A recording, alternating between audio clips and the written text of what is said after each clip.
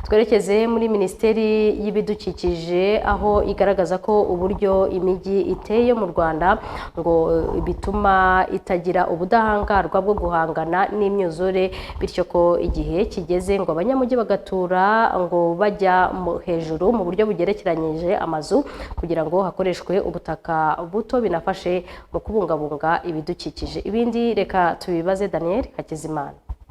Ibiza biterwa n'imvura bikunze kwibasira ibice bitandukanye by'igihugu ni imwe mu mpamvu nyamukuru yatumye inzego zishinzwe ibidukikije mu Rwanda zihamagarira abashinzwe igenamigambi ry'imiturire n'imitunganyirize y'imijyi gufata ingamba zo kurengera ibidukikije mu kubaka ubudahangarwa bwayo mu guhangana n'imihindagurikire y'ikirere. Dr Jeanne d'Arc Mujawamariya, Minisitiri w'Ibidukikije. Ibyago twahuye nabyo tariki 2 z'ukwezi kwa Gicurasi ubwo twaburaga abantu barenze 130 mu ijoro rimwe, bitwereka yuko tugomba kubaka ubudahangarwa.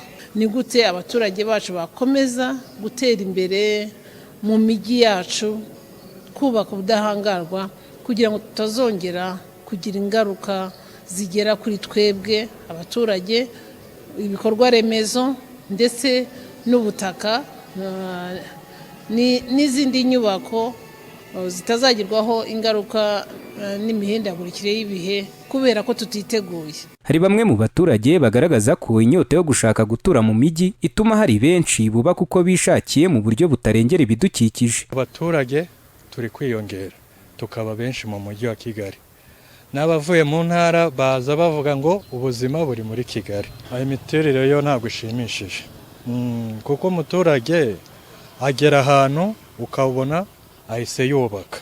Imyubakire uko igaragara hari ubona abantu benshi bakunda kujya gutura mu manegeka. Mu biganiro byahuje inzego zishinzwe kurengera ibidukikije n'izifite mu nshingano igenamigambi ry'imiturire n'imitunganyirize y'imijyi, bamwe mu bayobozi b'uturere turimo imijyi yunganira Kigali bagaragaje zimwe mu ngamba bafashe zo guteza imbere iyo mijyi mu buryo burengera ibidukikije. Gasana Stephen ni meya w'akarere ka Nyagatare, naho Bizimana Eric ni umuyobozi w'akarere ka Muhanga wungirije ushinzwe iterambere ry'ubukungu.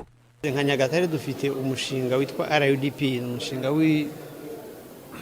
turimo dukora dufasha kubona ibikorwa remezo. Uwo mushinga rero watugiriye akamaro cyane kubera ko turimo tugenda dushyira ibikorwa remezo by'imihanda ahantu cyane cyane wenda ahantu abantu bari batuye ariko badafite ibikorwa remezo bihagije.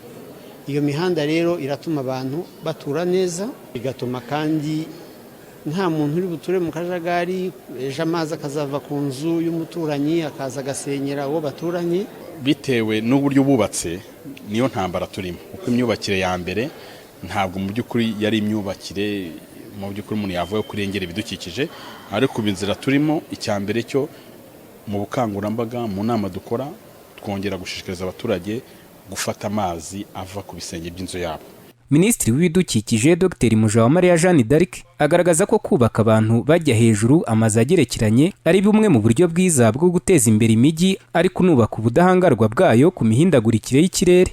Turiho turegeranya abantu ku buryo abantu batura ari benshi ariko ku butaka bukeya, ku buryo dushobora gukoresha ikirere kugira ngo tugabanye ikoreshwa ridafite igenamigambi ry'ubutaka bwinshi, noneho abanyarwanda bige no kubana begeranye inzu imwe hejuru y'indi. Guverinoma y'u Rwanda iherutse gushyira ahagaragara gahunda ivuguruye yo guteza imbere ubukungu butabangamiye ibidukikije no guhangana n'imihindagurikire y'ibihe. Ni gahunda igaragaramo guteza imbere imijyi hitabwa ku mikoreshereze y'ubutaka mu buryo bubungabunga ibidukikije. Iyi gahunda ivuguruye yo guteza imbere ubukungu butabangamiye ibidukikije, kuyishyira mu bikorwa hazajya hakoreshwa miliyari 2 z'amadolari y'Amerika buri mwaka kugeza mu mwaka wa 2050.